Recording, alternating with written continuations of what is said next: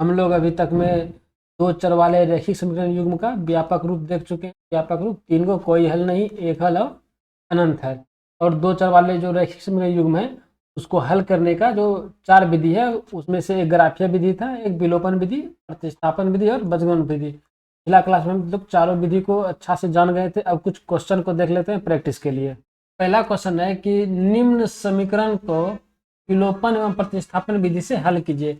ये जो समीकरण दिया है ना, इसको क्या करेंगे, एक बार विलोपन विधि से हल करेंगे, एक बार प्रतिस्थापन विधि से। तो इस समीकरण को ध्यान से देखो, देखो कैसा है। हर के टर्म में अंश और हर भिन्न के टर्म में है 5/3। तो चूंकि भिन्न के टर्म में है तो इसको क्या करेंगे, सबसे पहले साधारण रूप में व्यक्त करेंगे। तो साधारण रूप में व्यक्त करते हैं, क्या है 3x/2 minus 5y upon 3 equal to -2। तो एलसीएम कितना आ जाएगा 6, तो हो जाएगा 3 × 9x माइनस 5 दूनी 10y इक्वल टू -2। तो क्या हो जाएगा 9x minus 10y equal to -12। ये रहा मेरा समीकरण फर्स्ट। तो समीकरण फर्स्ट को क्या किए, साधारण रूप में व्यक्त कर लिए। अब टू को देखते हैं, x/3 plus y/2 equal to 13/6। इसका एलसीएम हो जाएगा 3 दूनी 6, तो हो जाएगा 2x plus 3y equal to 13/6। ये 6 खत्म, तो क्या हो गया 2x plus 3y equal to 13। ये रहा मेरा समीकरण 2। तो समीकरण 1 और समीकरण 2 को क्या किए, साधारण रूप में व्यक्त कर लिए। अब इसको विलोपन विधि से बनाते हैं।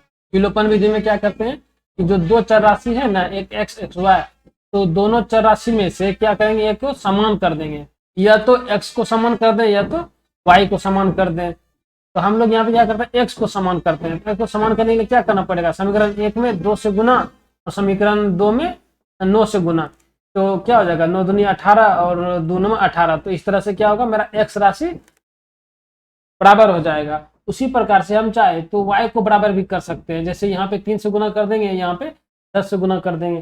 तो दोनों में से x या y दोनों में से किसी एक को जो है ना, सबसे पहले बराबर करके घटाना या जोड़ना पड़ता है ताकि वो कट जाए और वो विलुप्त हो जाए। इसी को विलोपन विधि करते हैं। तो हम क्या करते हैं, x को समान करते हैं। तो समीकरण 1 को 2 से गुना कर दिए और घटा समीकरण 2 को इससे गुना कर दिए 9 से। तो हो जाएगा 9 दूनी 18x minus 30y equal to -24। ये हो जाएगा 18x plus 27y equal to 9 × 27 की 7, यहाँ से 1 9 11। तो यहाँ पे क्या हो जाएगा, घट जाएगा, प्लस का माइनस, प्लस का माइनस, प्लस का माइनस। ये खत्म हो गया, ये हो गया 47y और ये हो गया माइनस 7×141 प्रकार से y बराबर क्या हो जाएगा 40/40 3 कटेगा। y का मान क्या आ गया 3। अब y का मान 3 आ गया तो उसको क्या करेंगे, y का मान किसी एक में पुट कर सकते हैं। क्या किए, y का मान समीकरण 1 में रख देते हैं। तो समीकरण 1 क्या है मेरा 9x minus 10y equal to -12। तो हो जाएगा 9x माइनस 10 गुना y का मान 3, तो 30, सॉरी 10 गुना 3, हाँ 30। इधर हो जाएगा क्या 12। ये हो जाएगा 9x माइनस 30 इक्वल टू -12 जाएगा 9x इक्वल टू -12 और -30 उधर जाके क्या बन जाएगा +30। तो हो जाएगा ये 18 का मान क्या आ जाएगा 18/9। तो ये कटा के क्या आ जाएगा 2। इस प्रकार से क्या देख रहे हैं कि x का मान 2 और y का मान 3। तो ये मेरा क्या था, विलोपन विधि था। विलोपन विधि से x का मान 2 और y का मान 3 निकाल लिए। अब हम लोग प्रतिस्थापन विधि देखते हैं। प्रतिस्थापन विधि में क्या करते हैं कि समीकरण 1 से x या y का मान निकाल के समीकरण 2 में प्रतिस्थापित कर देंगे। तो ये हो जाएगा प्रतिस्थापन विधि। तो समीकरण 1 से क्या करते हैं, पहले x का मान निकाल लेते हैं। तो हो जाएगा 9x minus 10y equal to -12।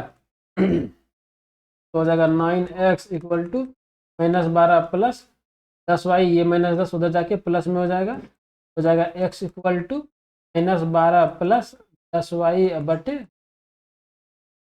अब क्या करेंगे, x का जो मान आया ना ये वाला, इसको क्या करेंगे समीकरण 2 में रख देंगे। x का मान समीकरण 2 में रखने पर है। तो समीकरण 2 क्या है 2x प्लस 3y बराबर 13। तो हो जाएगा 2 इंटू एक्स का मान कितना -12 प्लस 10y बटे 9 प्लस 3y बराबर 13। तो 2 से क्या होगा, मल्टीप्लाई हो जाएगा, तो 12 दूनी 24 और प्लस 10 दूनी 20 वाई और बट 9 और प्लस 3 वाई इक्वल 13। तो यहाँ पे 9 का क्या किया जाएगा, -24 plus Y equal to -24 plus ये और ये क्या जो है जुट जाएगा, तो 20 प्लस 47 वाई इक्वल टू 13 गुना 9 क्या होगा, 117 जाएगा। वाई इक्वल 117 प्लस, तो 117 और 24 को जोड़ दो तो क्या आ जाएगा, 7 जाएगा, 1 2 3 4 47, इधर थोड़ा मिटा देते हैं। तो इस प्रकार से 47 वाई बराबर हो गया 140। तो वाई बराबर क्या हो जाएगा, वाई बराबर होगा 140 सत्या क्या आ जाएगा, 3 आ जाएगा। तो से क्या देखिए वाई का मान आ गया 3। तो अब वाई का जो मान 3 आया उसको क्या करेंगे, या तो समीकरण 1 या तो समीकरण 2 में पुट कर देंगे। देखते हैं कि तब एक्स का मान क्या आता है। वाई का मान समीकरण 1 में रखने पर समीकरण 1 क्या है, 9x minus 10y equal to -12। तो 9x माइनस 10y, वाई का मान 3 तो -12 या 9x माइनस बराबर -12, 9x इक्वल टू -12 प्लस 30। तो -12 प्लस 30 क्या बन जाएगा 18। प्रकार से x क्या हो जाएगा, 9 कट के आ गया, क्या आ गया, x का मान 2 और y का मान 3। तो ये कौन सा विधि था, ये था प्रतिस्थापन विधि। उम्मीद है कि समझ में आ गया होगा। अब आगे देखते, नेक्स्ट है √2x plus √3y equal to 0। ये हो गया मेरा समीकरण फर्स्ट, और √3x माइनस √8y बराबर 0, ये होगा समीकरण 2। देखो ये जो समीकरण है ना साधारण रूप में ही व्यक्त है, इसमें ऐसा नहीं सोचना है कि किसी तरह रूट हटा दें तो क्या करें कि ना करें, बस यही साधारण रूप है, इससे साधारण कुछ नहीं करना है। इसको हम लोग क्या करते हैं, विलोपन विधि से बनाएंगे।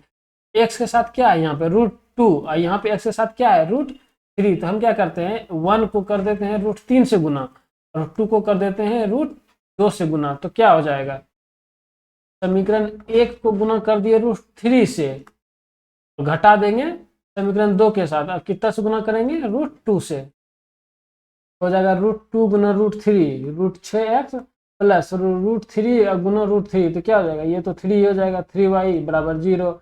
उसी प्रकार से समीकरण 2 को गुना करेंगे √2 से, तो √3 गुना √2 √6x माइनस, और क्या ये क्या हो जाएगा 8 दूनी 16। तो √16 का वर्ग क्या हो जाएगा 4, ये हो जाएगा 4y बराबर 0। इसको क्या करेंगे घटा देंगे, ये प्लस का माइनस, ये माइनस का प्लस, ये माइनस, ये खत्म हो गया। तो ये क्या होगा 7y बराबर 0। तो y बराबर 0/7। तो y का मान कितना आ गया 0। अब y का मान जब 0 आ गया तो अब क्या करेंगे, y का मान या तो समीकरण 1 में या तो समीकरण 2 में पुट कर देंगे।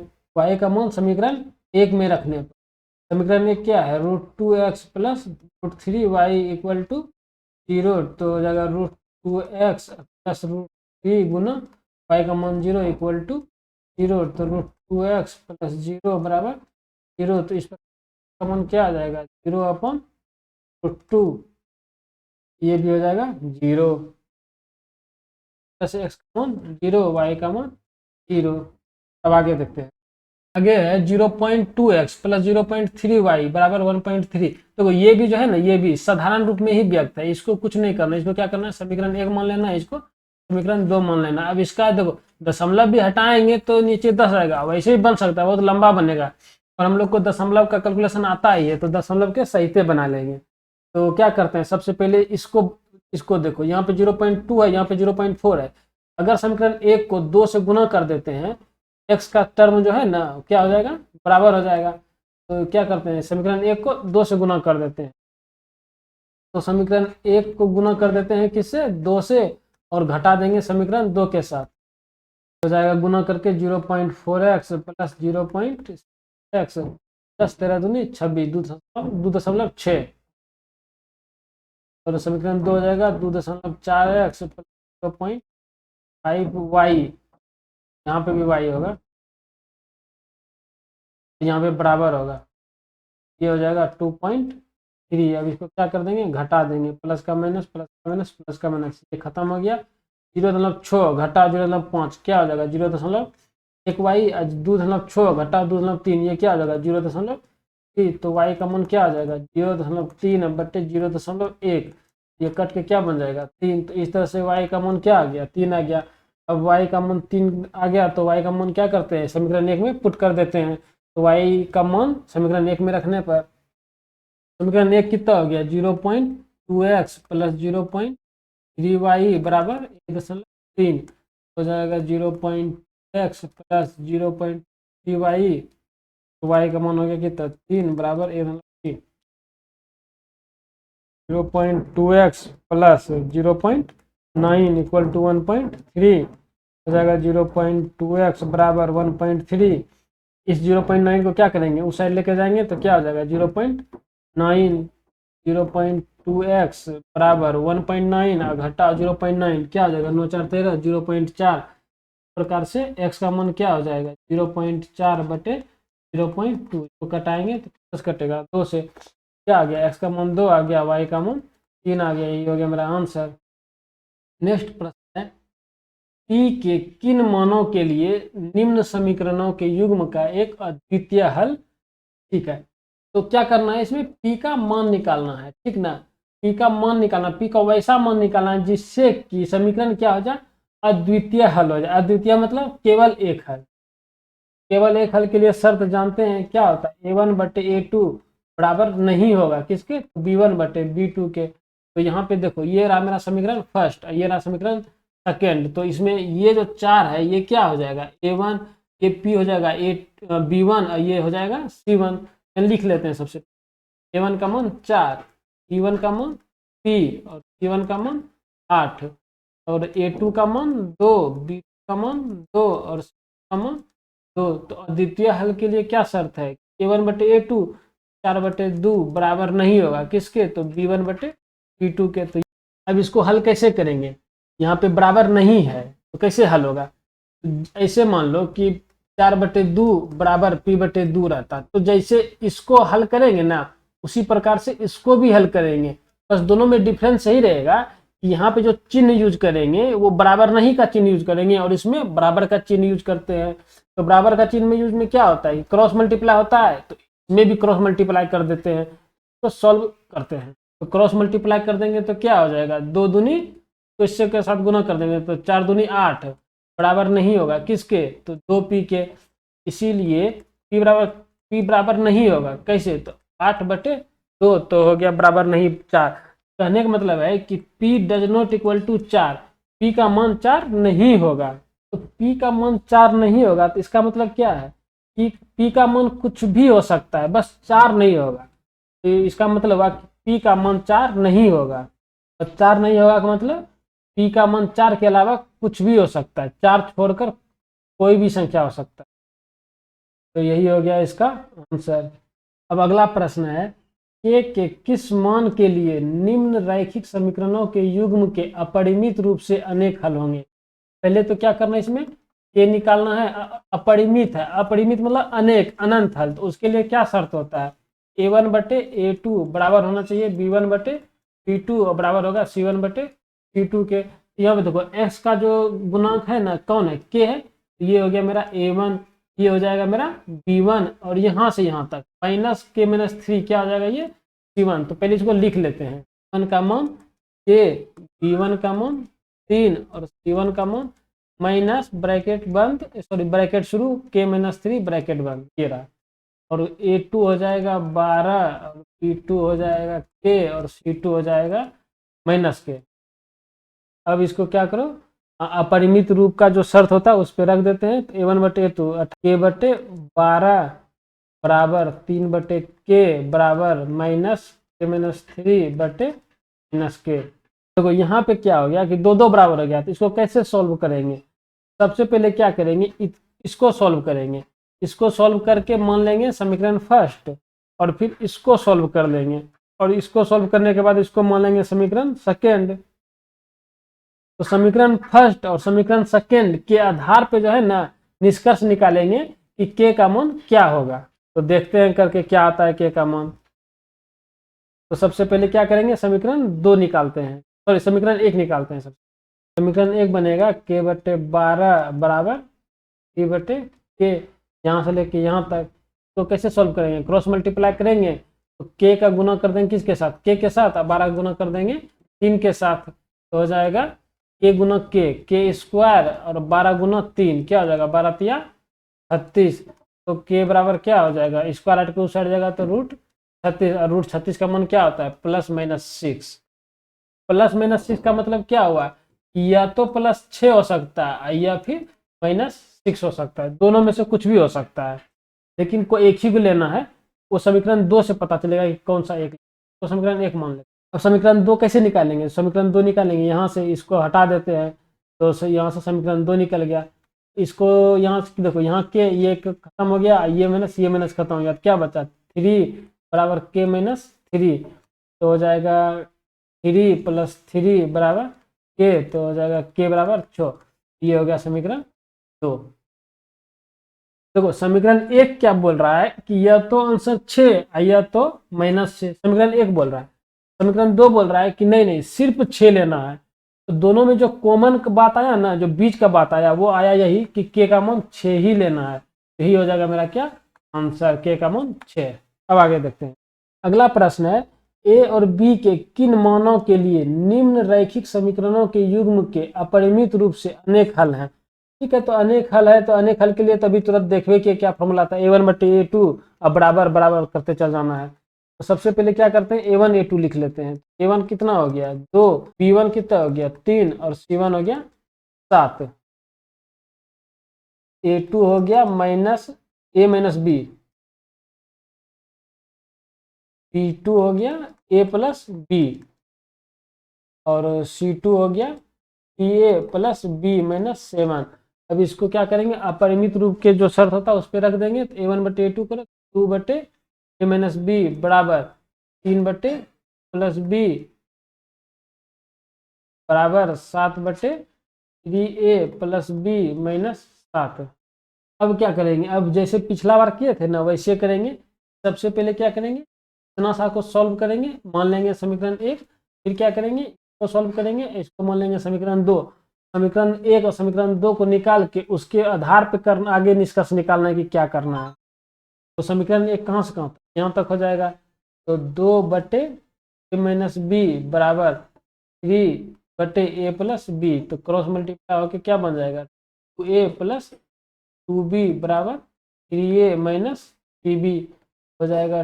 2a + 2b बराबर 3a को उस साइड लेके जाएंगे तो क्या हो जाएगा -3a, तो उधर लेके जाएंगे तो हो जाएगा +3b बराबर 0। तो ये हो जाएगा 2a और -3a, तो क्या हो गया a, और ये 2a + 3b मिलके बना लिया 5b = 0। a + 5b नहीं होगा, यहाँ पे माइनस होगा, देखो 2a -3a, तो क्या होगा -a होगा। ये हो गया मेरा समीकरण फर्स्ट। अब क्या करते हैं, समीकरण सेकेंड निकालते हैं। समीकरण 2 कैसे निकालेंगे, यहाँ से निकालेंगे, अगर 3/+b बराबर 7/3a - 7, क्रॉस मल्टीप्लाई करके क्या हो जाएगा 3 तिया 9a + 3b - 21 बराबर 7a + 7b, 9a + 3b - 21, 7a को इधर लाएंगे तो क्या हो जाएगा -7a, 7b को इधर लेके आएंगे तो क्या हो जाएगा बराबर 0। जाएगा 9a - 7a क्या हो जाएगा 2a हो जाएगा, ठीक। 3b -7b जाएगा -4a। तो ये जो -21 है ना, इसको क्या करेंगे उस साइड लेके चल जाएंगे, क्या हो जाएगा बराबर 21। तो ये क्या हो गया समीकरण 2 हो गया। तो इस प्रकार से हम देख रहे हैं कि जो समीकरण 1 है और समीकरण 2 है, उससे देख के तो यही लगता है कि समीकरण 1 और समीकरण 2 को सॉल्व करेंगे तभी तो ए और बी का मान आएगा, और निकालना है हमको ए और बी का ही मान। तो हम लोग समीकरण 1 और समीकरण 2 को सॉल्व करते हैं। समीकरण 1 और समीकरण 2 लिख लिए हैं ऊपर में। इसको हल करने के लिए जो है ना प्रतिस्थापन विधि का प्रयोग करते हैं। समीकरण 1 से क्या करेंगे, ए का मान निकाल लेंगे और समीकरण 2 में प्रतिस्थापित कर देंगे। समीकरण 1 में क्या है कि -a + 5b बराबर 0, तो ए बराबर क्या हो जाएगा 5b। ए का मान जो है ना समीकरण 2 में पुट कर दो। समीकरण 2 क्या है 2a - a बराबर 21 तो हो जाएगा 2, ए की जगह पे क्या रख देंगे 5b रख देंगे, माइनस 4a बराबर 21 तो हो जाएगा 5 दूनी 10b माइनस 4a नहीं 4b होगा, 4b बराबर 21 तो हो जाएगा क्या। अब माफ करना, यहाँ पे जो है ना गलती हो गया, यहाँ पे देखो ये है ना -2 है, -7 कर, इसकी वजह से क्या हो गया, ये समीकरण 2 ही मेरा गलत आ गया। समीकरण 2 को पहले सुधार के लिख लेते हैं तब इसको हल करते हैं। समीकरण 2 को पहले निकालते हैं, 3a और 3 तो क्या हो जाएगा 9a प्लस 3b माइनस 3 दूनी 6 बराबर 7a प्लस 7b, क्या 9a प्लस 3b और माइनस 7a, सॉरी यहाँ पे आ जाएगा माइनस 7b, और ये माइनस 6 क्या करेंगे ऊपर लेके जाएंगे तो क्या हो जाएगा, हो जाएगा तो हो जाएगा 9a माइनस 7a तो हो जाएगा 2a और ये हो जाएगा माइनस 4b बराबर, ये रहा मेरा समीकरण सेकेंड। तो यहाँ पे 21 की जगह पे ना सिर्फ 6 आएगा, 21 की जगह पे क्या कर दो 6 कर दो हर। अब हो गया सही, ठीक है। अब यहाँ तक सही है। अब ये यहाँ पे देखो, अब ये क्या हो जाएगा, यहाँ पे घट के हो जाएगा 6b बराबर 6, तो b बराबर क्या हो जाएगा 6/6 कट के 1 आएगा। तो इस तरह से b का मान क्या आ गया 1 आ गया, b का मान आ गया 1। a का मान कैसे निकालेंगे, समीकरण 1 जो आया है ना में a का मान पुट कर, सॉरी b का मान पुट कर, तो a बराबर क्या था 5b था, a बराबर 5b, b का मान कितना है 1 तो ये 5। तो इस प्रकार से क्या देखते हैं कि a का मान आ गया 5 और b का मान आ गया 1, तो a का मान 5 और b का मान 1, यही हो गया आंसर। इसका वैल्यू इसमें पुट करोगे ना तो फिर ये जो समीकरण युग्म है ये क्या हो जाएगा अपरिमित हल हो जाएगा, ठीक है। उम्मीद है कि इतना समझ में आ गया है। आगे है के किस मान के लिए निम्न रैखिक समीकरणों के युग्म का कोई हल नहीं, ठीक है। अब क्या आ गया कोई हल नहीं का आ गया, तो कोई हल नहीं का शर्त क्या होता है कि a1/a2 बराबर b1/b2 does not equal to होगा, यहाँ पे बराबर नहीं होगा किसके, तो c1/c2 के। तो सबसे पहले क्या करेंगे a1 लिख लेते हैं, a1 का मान 3, b1 का मान 1, c1 का मान 1, a2 का मान कितना 2k माइनस 1 और हो जाएगा b2 का मान k माइनस 1, c2 का मान हो जाएगा 2k प्लस 1। तो a1/a2 हो जाएगा तो कितना होगा 3/2k माइनस 1 बराबर 1/k माइनस 1, और ये बराबर नहीं होगा 1/2k प्लस 1 के। इसको भी उसी प्रकार से करेंगे, सबसे पहले क्या करेंगे यहाँ तक निकालेंगे समीकरण 1 मानेंगे, और फिर इसको यहाँ से यहाँ तक करेंगे, इसको समीकरण 2 मानेंगे, और दोनों के निकालने के बाद ही निष्कर्ष निकालेंगे कि आंसर क्या होगा। तो देखते हैं, पहले यहाँ से यहाँ तक करते हैं। तो 3/2k माइनस 1 इक्वल 1, तो क्या हो जाएगा क्रॉस मल्टीप्लाई करेंगे तो हो जाएगा 3k minus 3 equal to 2k minus 1, तो 3k माइनस 2k बराबर -1 प्लस 3, तो हो जाएगा ये k हो जाएगा, ये हो जाएगा 2। देखो समीकरण 1 से क्या निकला k का मान 2 आया है, ठीक है। अब समीकरण 2 निकालते हैं। समीकरण 2 कहाँ से कहाँ तक निकालेंगे, यहाँ से यहाँ तक बराबर नहीं करके 1/k माइनस 1 बराबर नहीं होगा 1/k प्लस 1, क्रॉस मल्टीप्लाई करने पे क्या होगा 2k प्लस 1 बराबर नहीं होगा k माइनस 1 का। 2k इस एक को उधर भेज दो और इस k को इधर लाएंगे तो क्या हो जाएगा, ये k हो जाएगा -k बराबर नहीं होगा -1 हो जाएगा k बराबर नहीं होगा -2। तो समीकरण 1 क्या बोल रहा है k का मान 2 आना चाहिए, समीकरण 1 के हिसाब से k का मान 2 आना चाहिए।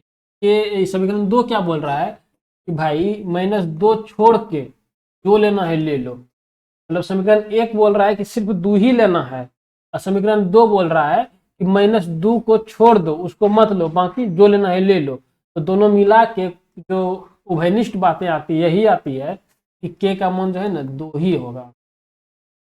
से आंसर आ गया k का मान 2, k का मान 2 इसमें रखोगे तो ये समीकरण युग्म क्या बन जाएगा कोई हल नहीं। उम्मीद है कि यहाँ तक समझ में आ गया होगा। आज के लिए इतना ही बस। अगर तुम नए हो तो सब्सक्राइब करो और वीडियो अच्छा लगे तो लाइक करो। धन्यवाद।